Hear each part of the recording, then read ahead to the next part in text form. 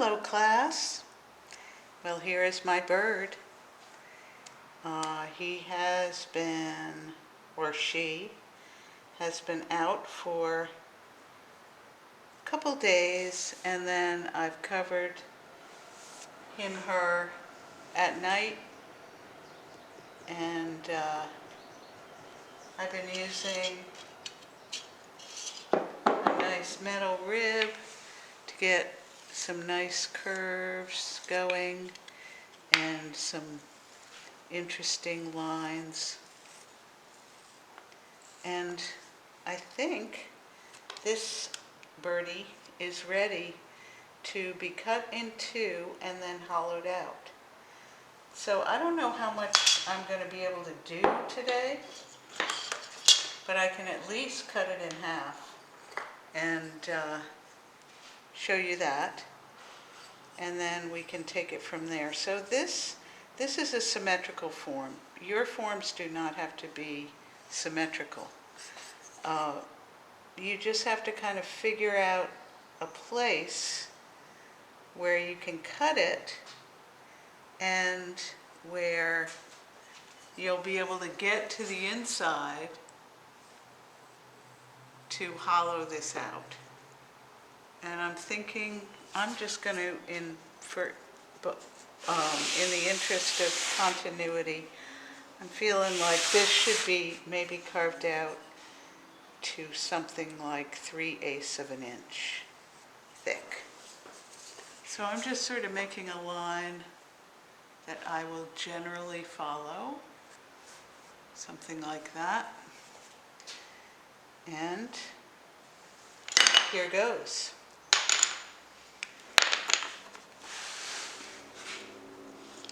So I'm going to get this wire underneath Birdie, right to that line I made. This bird is pretty well stuck to the board, and that's good. So I'm at that point, and then I'm going to pull it tight. Looks pretty good. And then I'm just going to eyeball it and start pulling up, straight up, right through the clay.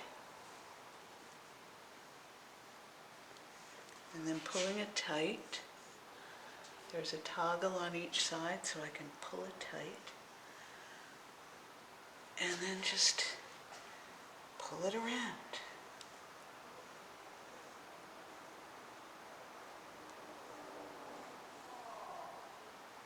I'm going to come to the other side of the table just to make sure my line connects, and hold on to this neck. Now I can feel that we're on the soft side of leather hard, and all I may be able to do today is to cut this little cutie in two and let it set up a little longer. Right.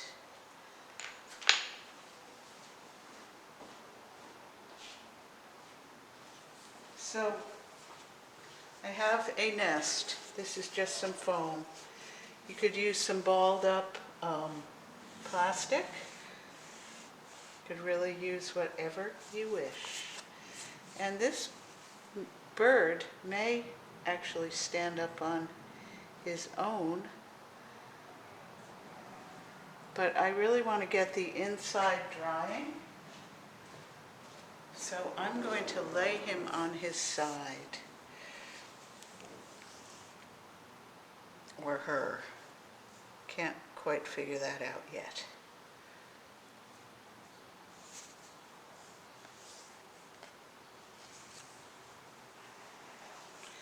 Very good. I think I'll just let this dry overnight, maybe keep it a little more vertical somehow.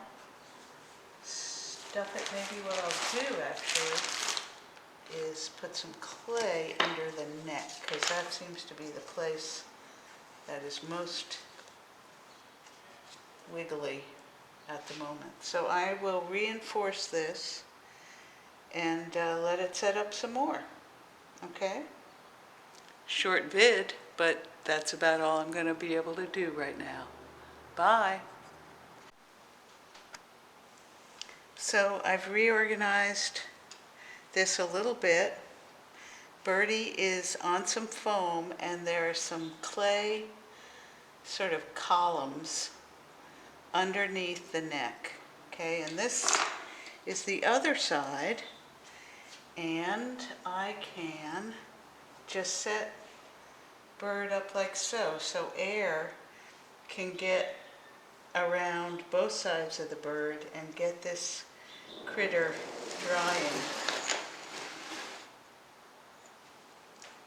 So here's an important and interesting thing. Because the neck is thinner than the body, it's going to be more fragile, and it also at the same time is going to dry faster because it's thinner. So what I think I'll do is first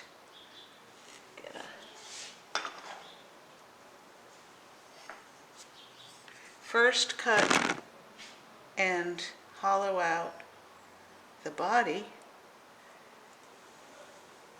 as much as I can, being very sensitive to whether the form is holding up. And then once the body is carved, maybe the neck can be a little bit more dry and a little stiffer, and I can carve that out. But I don't think I'm going to need to carve much out here or here. So this is kind of fun, actually. There are many different carving tools that you can use. Because this is a rounded form, I'm using the rounded edge of this slightly larger carving tool. There's a thinner carving tool, and then there's the pear tool.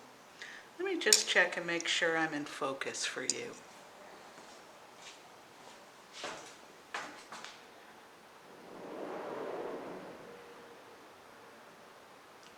Yeah, that's good. I'm making these films by myself in the studio, and I want to make sure that you can see what I'm doing.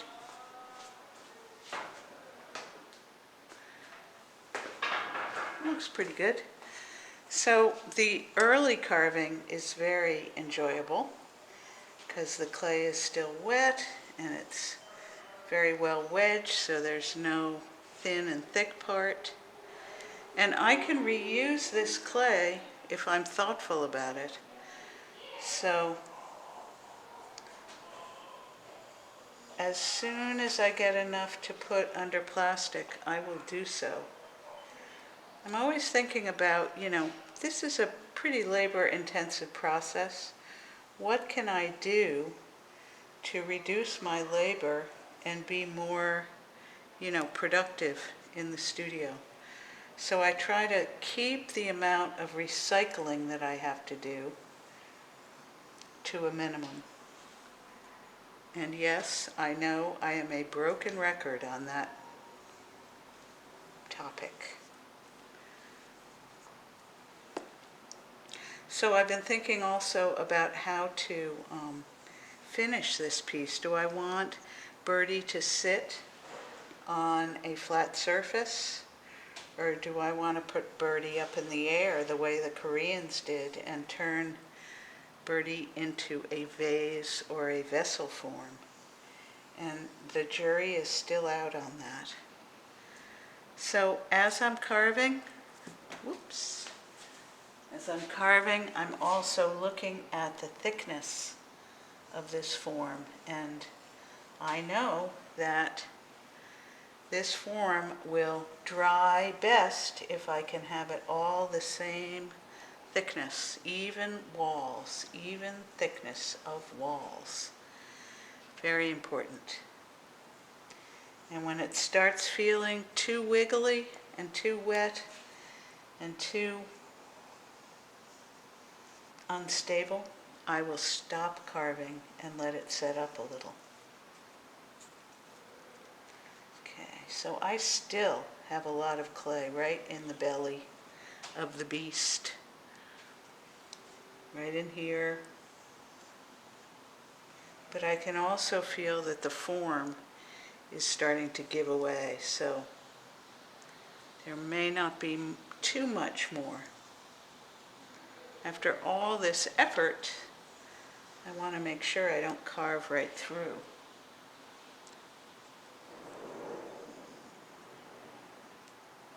So a lot of these forms, or some forms from history, were kind of interesting. They were definitely made this way, but some were carved, and then little pellets of clay were put into the inside of the hollow, and then the form was closed up again to make a kind of a rattle.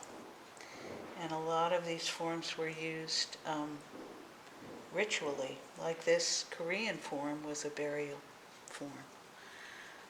So that can be an interesting, looking at ceramic art history can be very helpful in terms of getting ideas for how you want to present, or the purpose of the piece, the function of the piece, or the feel of the piece.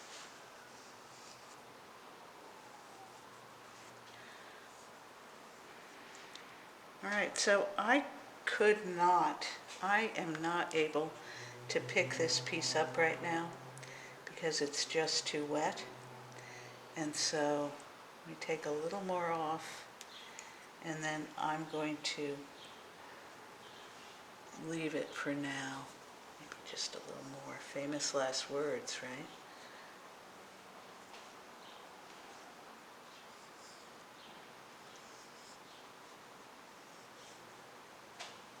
This is funny. I am making these films in the summer, and as I am making a bird, I am hearing birds outside. So I must be doing something right. All right. Not necessary to clean this up right now on the inside, because I will definitely be coming back and carving more, and certainly once the neck is set up, I will carve that too. Do I want to go all the way to the end? I don't think I want to do the tail yet, because this is, it's drying fast, and I may actually cover the tail and just let it stay